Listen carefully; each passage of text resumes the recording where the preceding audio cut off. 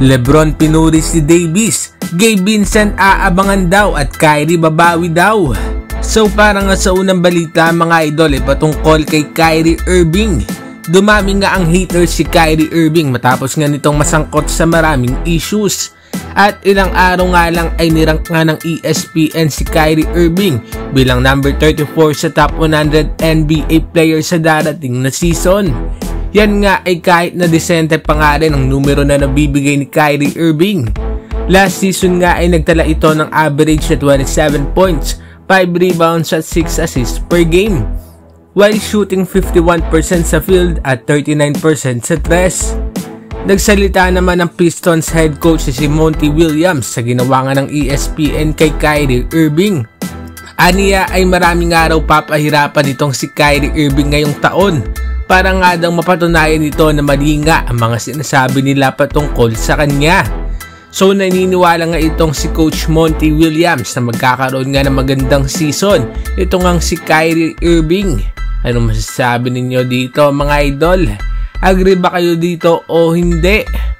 At para naman sa sunod na balita ay patungkol kay Gabe Vincent. Isa nga sa mga problema ng Lakers last season ay ang kakulangan nga ng shooter.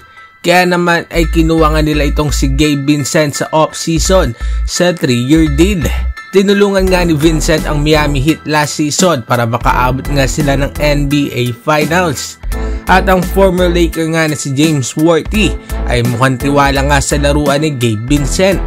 Aniya ay hindi nga daw siya naniniwala na underrated nga mga moves na ginawa ng Lakers sa off-season dahil napakaganda nga daw ng mga moves nila. Pero para nga sa kanya nga daw mga idol ay dapat nga daw tutukan at abangan nga itong si Gabe Vincent dahil solido nga raw ang laruan nito ni Gabe Vincent. Siya nga daw ang tunay na deal. So last season nga ay nagtala itong si Gabe Vincent ng average na 9.4 points, 2.1 rebounds at 2.5 assists per game, shooting 40% sa field at 33.4% sa tres. Anong masasabi ninyo dito mga idol?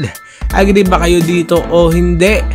At para naman sa uling balita ay patungkol kay Anthony Davis. Sa isang interview bago ang opening night ay pinuri nga ni LeBron James ang kanyang longtime teammate na si Anthony Davis. Sabi nga ni LeBron James ay sobrang great nga daw nitong si Davis. Matagal na nga daw sila sa Lakers. Year 6 para sa kanya at year 5 naman kay AD. Pareho nga daw silang captain itong kanilang koponan. Si LeBron daw ang bahala sa mga guards nila at itong si AD naman ang bahala nga sa kanilang mga bigs. Tinawag nga rin ni LeBron si AD na everything that a franchise could want. Isa nga daw itong si AD sa mga greatest bigs to play sa Los Angeles Lakers. Last season nga ay nagtala itong si AD ng 26 points, 13 rebounds at 3 assists per game, shooting 56% sa field at 26% sa tres. Anong masasabi ninyo dito mga idol? Agree ba kayo dito sa sinabi ni LeBron James? Magkomento sa baba at ating babasahin yan. Huwag kakalimutan na mag-like at subscribe para sa iba pang balitang NBA. Maraming salamat po.